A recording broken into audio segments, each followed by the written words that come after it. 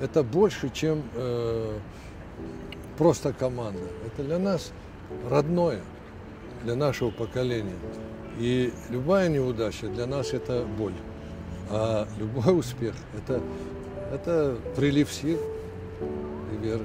Что нужно, чтобы Алания вернулась в футбол, чтобы Алания не ушла с орбиты, так сказать, большого профессионального футбола.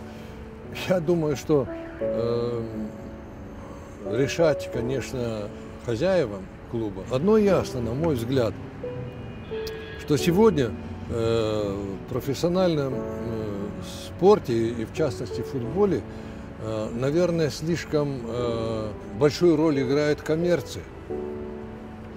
И вот эта сторона дела, она зависит от благосостояния и республики, и бюджета республики. Ведь бюджет нашей республики действительно не в состоянии вытянуть такую дорогостоящую команду. И поэтому, наверное, давно надо было решить вот вопрос его, так сказать, статуса.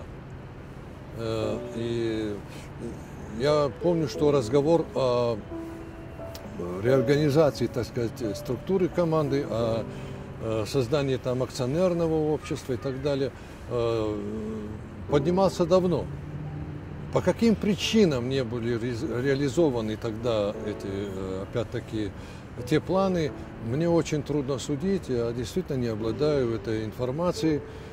Наверное, были какие-то причины, но ясно одно, что очень большие деньги, которые сегодня требуются для того, чтобы в России существовали клубы такого уровня, европейского и так далее, себе позволить могут считанные команды. И наверняка наша республика, наша команда в число таких вот клубов не сможет попасть. Поэтому, как говорят, вытягивай ножки по одежке. Команда с такой биографией не должна исчезнуть, не должна.